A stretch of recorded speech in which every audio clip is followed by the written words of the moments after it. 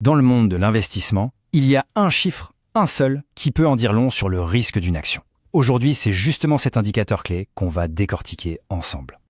Oui, c'est vraiment la question fondamentale. Imaginez un instant, le marché boursier dans son ensemble fait un bond ou au contraire dévisse. Qu'est-ce qui se passe pour une action en particulier? Est-ce qu'elle va juste suivre le mouvement, l'amplifier, ou peut-être, qui sait, faire tout le contraire? Eh bien, pour répondre à ça, le monde de la finance a un outil bien précis. Ça s'appelle le bêta. Et c'est un peu notre thermomètre, si on veut, pour mesurer à quel point une action est sensible aux humeurs du marché.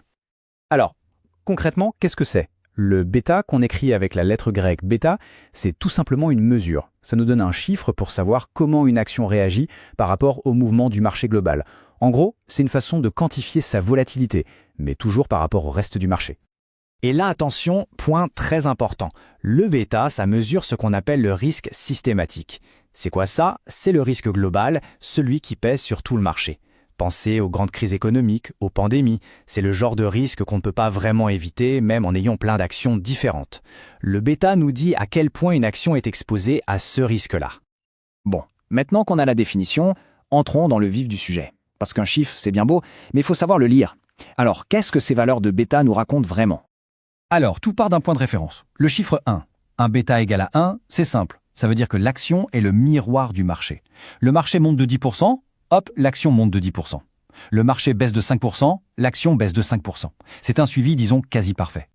Maintenant, si le bêta est supérieur à 1, là, les choses deviennent plus sportives.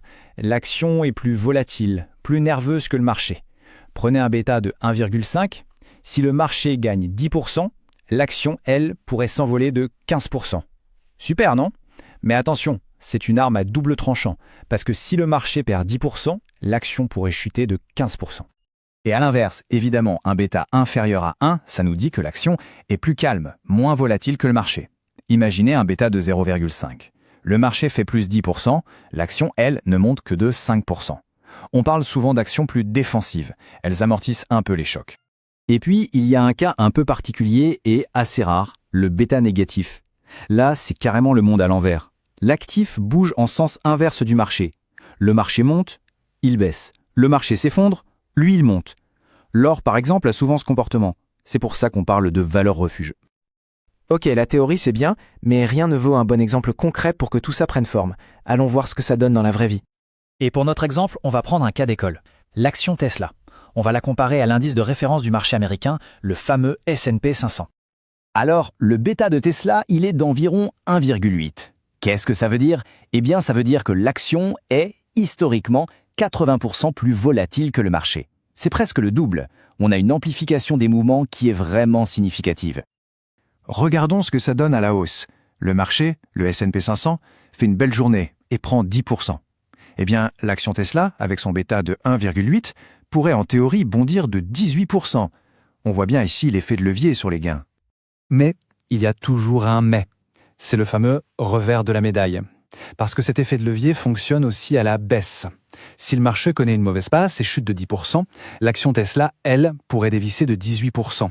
Le risque est donc tout aussi amplifié que le potentiel de gain. Il faut bien en avoir conscience. Bon, après tout ça, qu'est-ce qu'il faut retenir? Concrètement, à quoi ça sert de connaître le bêta d'une action pour sa propre stratégie d'investissement? Allez, récapitulons les points vraiment essentiels.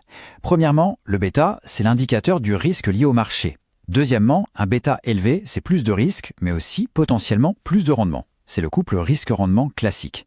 Et enfin, et ça c'est absolument crucial, le bêta mesure la nervosité d'une action, pas la qualité de l'entreprise derrière. Une société très solide peut avoir un bêta faible et une start-up plus fragile un bêta très élevé. Ce sont deux choses différentes. Et on va se quitter sur une question de réflexion. Maintenant qu'on a cet outil, le bêta, en main, on peut commencer à se poser la bonne question. Quel est le niveau de volatilité, le niveau de nervosité par rapport au marché qui est en phase avec une stratégie d'investissement personnel et de long terme? Il n'y a pas de bonne ou de mauvaise réponse, bien sûr, c'est propre à chacun. Mais le bêta, lui, donne une base solide et